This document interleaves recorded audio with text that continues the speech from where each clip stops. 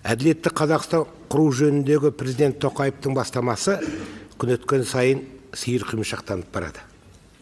Бұған бірінші кезекте тиісті мемлекеттік органдардың салғырттығы мен жауапсыздығы кінәлі деп ойлаймын.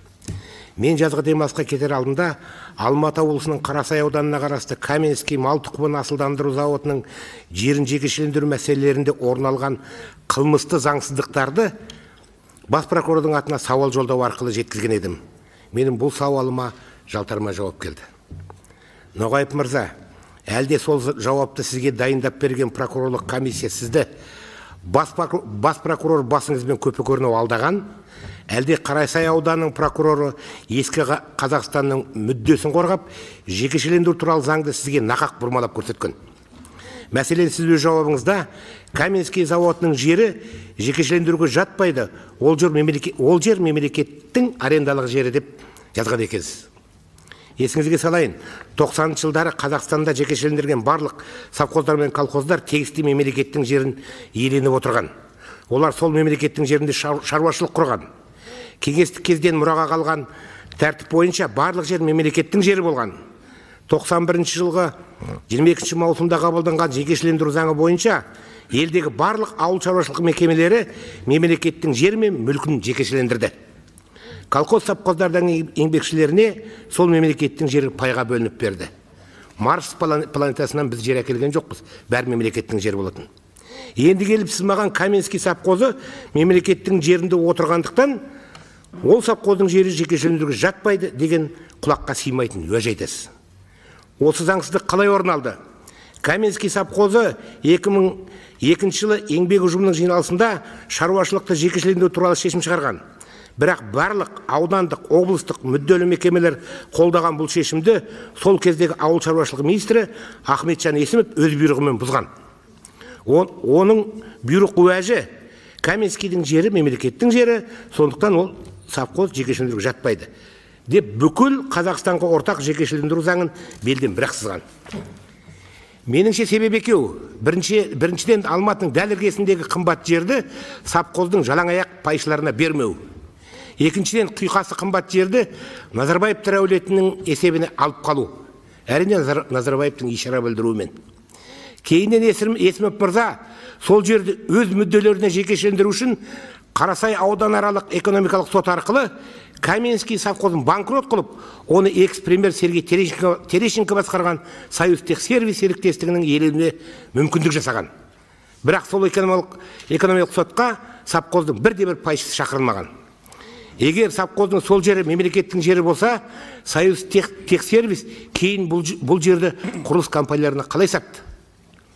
Бұл афераның барлық құжаттары совхоз еңбекшілері жалдаған заңгерлерде және менде сақтаулы тұр. Қажет санасаңыз, мен сол құжаттардың көшірмесін сізге жеткізіп берейін. Кейіннен бұл қылмыстық заңсыздықтың ізін жасыру және құжаттардың түпнұсқасын құрту үшін мүдделі қылмыстық топ Қарасай ауданының архивін бір емес, екі рет өртеп жіберген.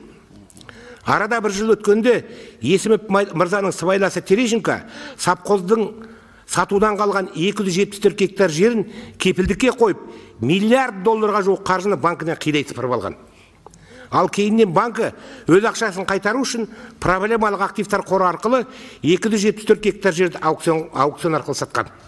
Бірақ ол аукционға пайшылар тағы да қатыстырылмады.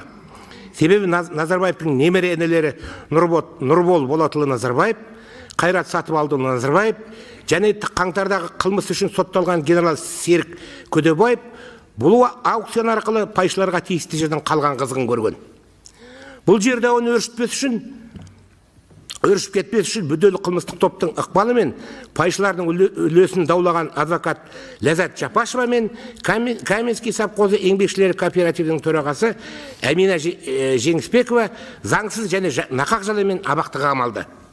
Ал енді айта Алтайды жаман апай қартай дегендей, мен сол баяғы заңсыз шығарған активтерді елге қайтару мәселесін ұрламын.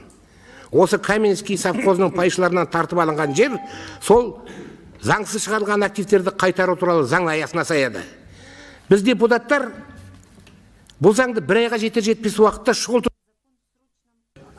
Регламент, микрофонды қосыңыз, Ермұрат Бапи депутатты. шұғыл түрде қабылданды осы заңды біз бір айдың ішіне, бір айға жетер жетпес уақытта. Содан бері 3 ай уақыт өтті.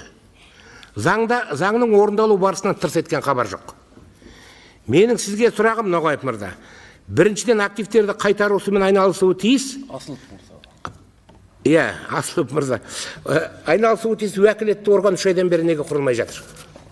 Екіншіден елдегі әлеуметтік әділеттілікті қалыптастыруға мүдделілік танытқан президент Тоқаевтың бұл комитетті құру жөніндегі осыдан 1,5 ай бұрынғы өкімі неге орындалмай жатыр. Дәл осы сұрақтың жалғасын Қазақстанның премьер-министрі Әлихан Смайыловқа жолдаймын.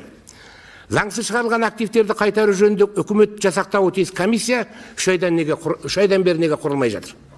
Президент Тоқаевтың өкімін шұғыл орындауға неге салғырттық, самарқаулық танытып отырсыздар?